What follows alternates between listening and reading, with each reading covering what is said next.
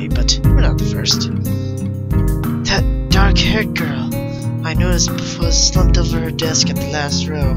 She looks familiar. But anyways, we're good. We're back. She jumps a little when Misha crashes into the room with the elegance of a rhino.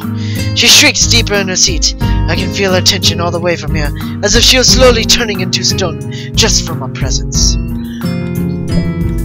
Misha and Shizune either don't notice or don't mind as they walk directly past her to the seats and begin to converse. I'm left wondering about her, even when the classroom fills with other students. Finally, the teacher. Getting the rhythm of the school feels strange. It's as if my brain remembers how this is done. My body doesn't. Towards the end of the class, I start yawning and count the minutes left. I shouldn't be this tired on my first day of school. Man, that's a lot of walking. After 4 months of being in the hospital, wow. Maybe it's a long time spent in the hospital that made me feel like this. Made me feeling physically weak and lifeless. Yep, just as I expected. Before long, the final bell rings. Yay.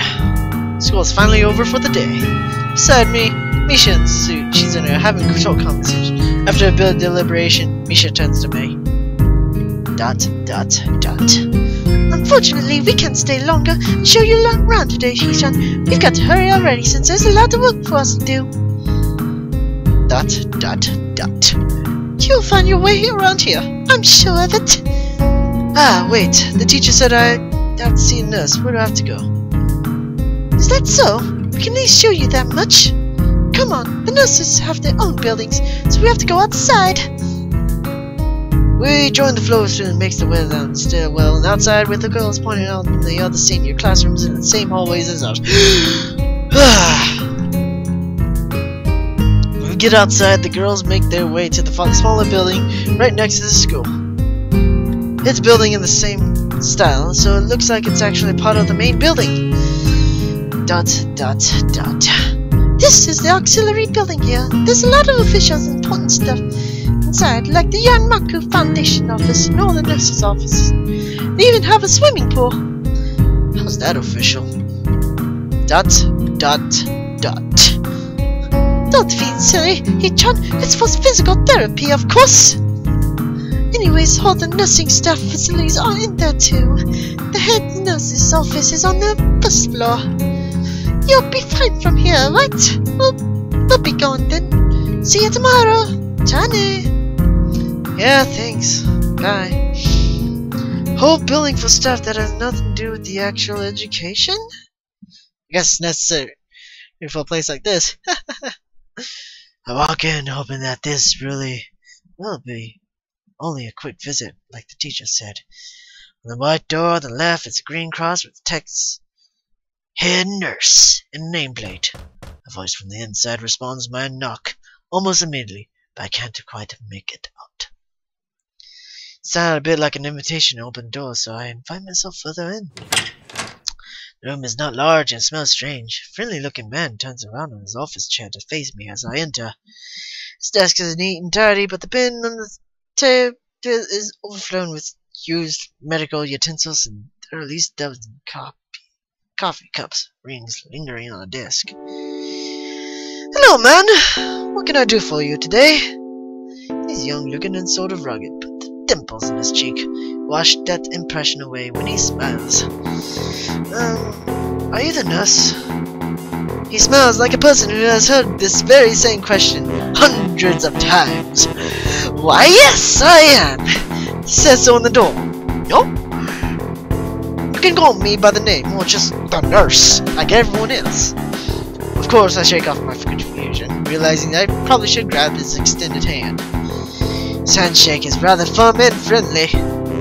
Right, I'm a new student. My teacher told me to come and meet you. My name is Hisao Nakai. His eyes light up with revelation as he snaps his finger. Oh, you're that Nakai!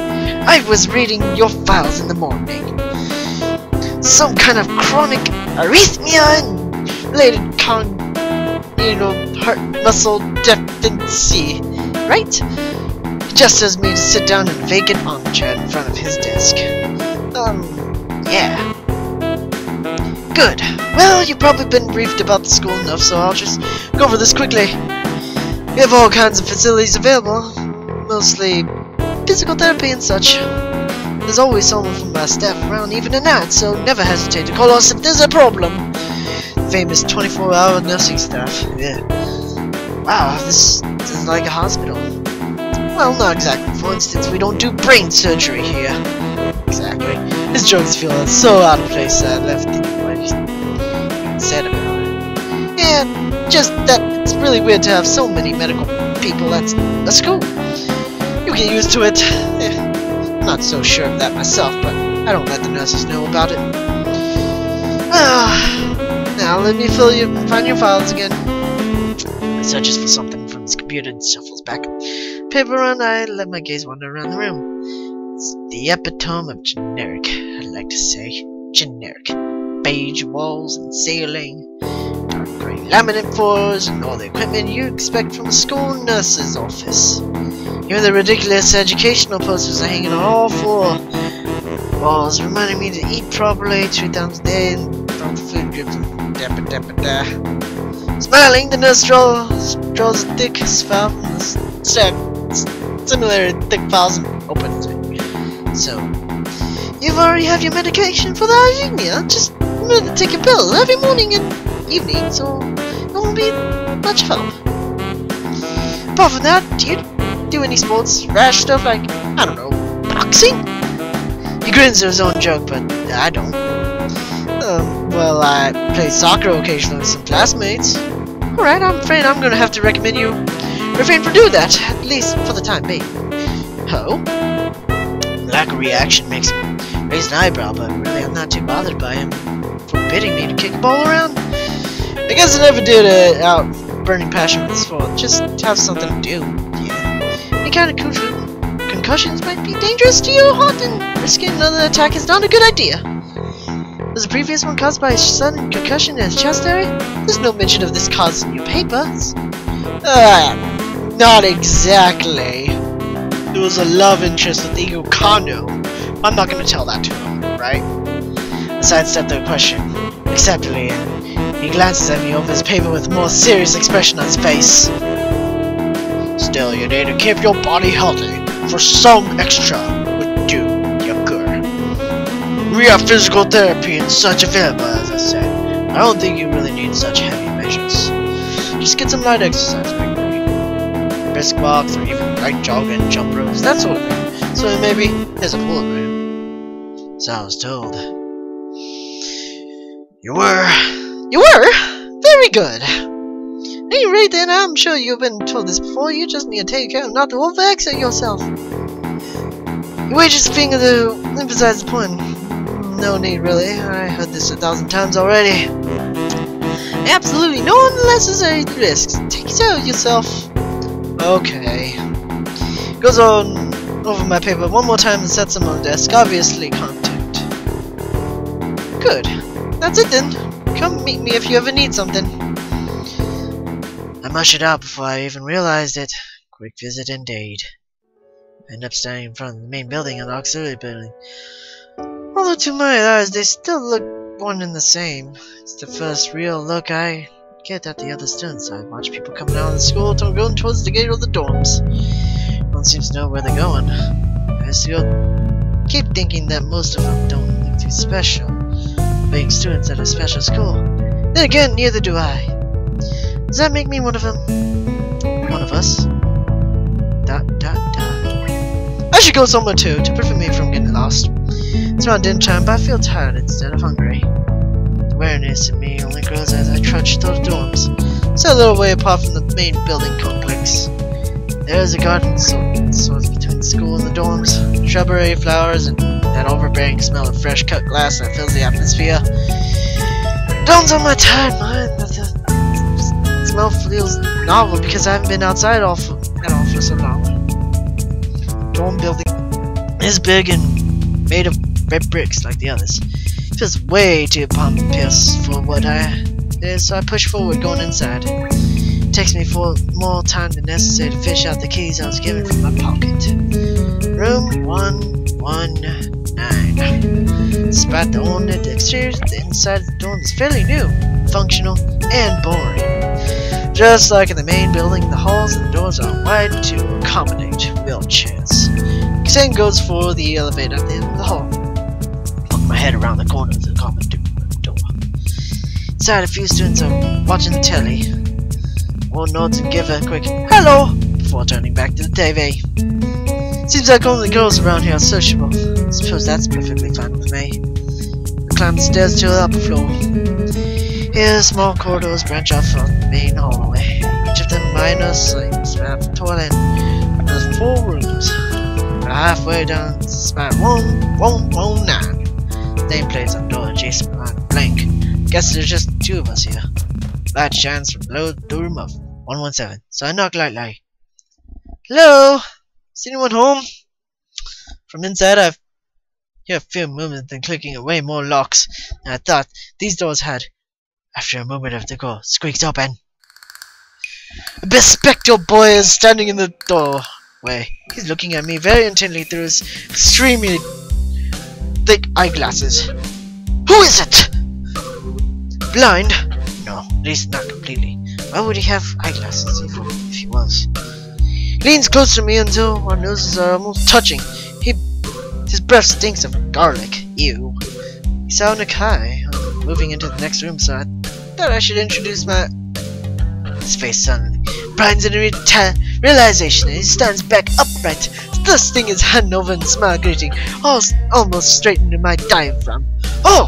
What's up, dude? The name's Kenji. Ah, hi. I take Kenji's sweaty hand and shake it, still a little rattled by the sudden change of attitude and vehement welcome. There was some suspicious looking people going on in your room earlier. It's probably my parents. Yeah, parents. Your parents? You sure? Cause it could have been some other people too. You can't judge a book by its cover. Zara Blaze Prophet is blessed hanging between us awkwardly as I try to think of some way to respond. I'd say the chances are high enough. He does make some exaggerated hand gestures. You're a brave man, Hisao. Me, I don't think I could trust the chances. The only one I trust is myself.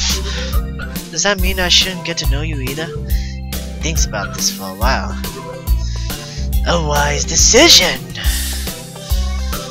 Damn, you're smarter than you look. Probably. What do you look like? I hope not smart. He squints his eyes and leans closer again. I lean backward and dodge it.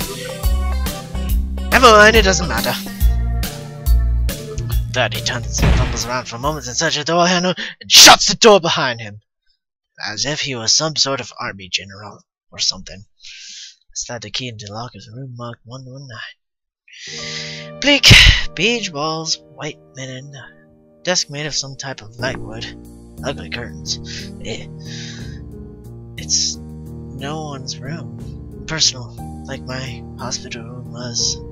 My bags are sitting at the front door of my bed, a lot emptier than they did this morning. The closet is sitting open, stocked with my clothes. Also, it seems like there are a number of school uniforms hanging there as well. Notice the pin on the sleeve of one of the shirts. Hi, Hichan. We unpacked your things and made your bed.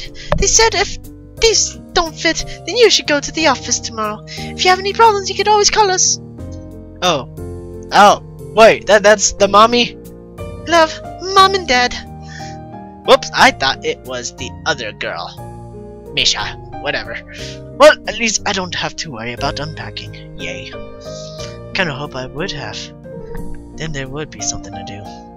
Still too early. Put the note down on the desk and lie down in bed. Feeling drained. And that makes me want to read something, but I have nothing with me at the moment. I wonder if the hospital conditioned me from wanting to read whenever I have nothing to do. Restless urge just keeps growing until I have to stand up.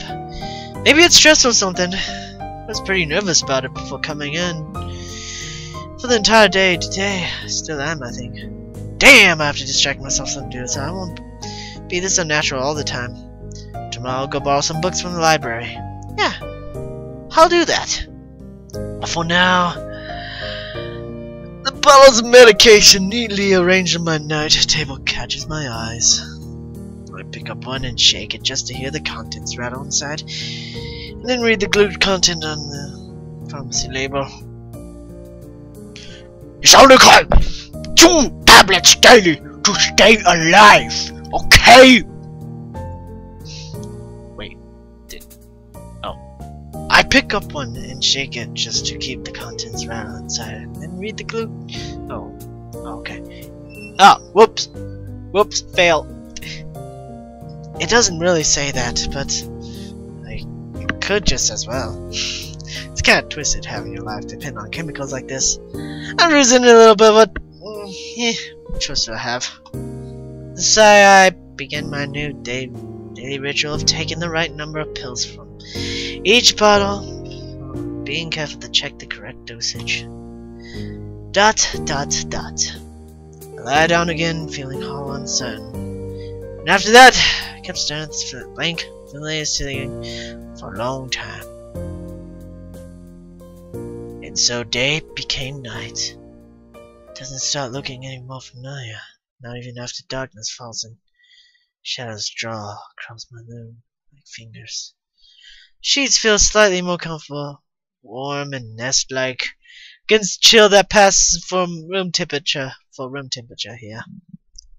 Sim the lighter shades of darkness that is, the ceiling looks like every ceiling does at night. It becomes the only thing I recognize anymore.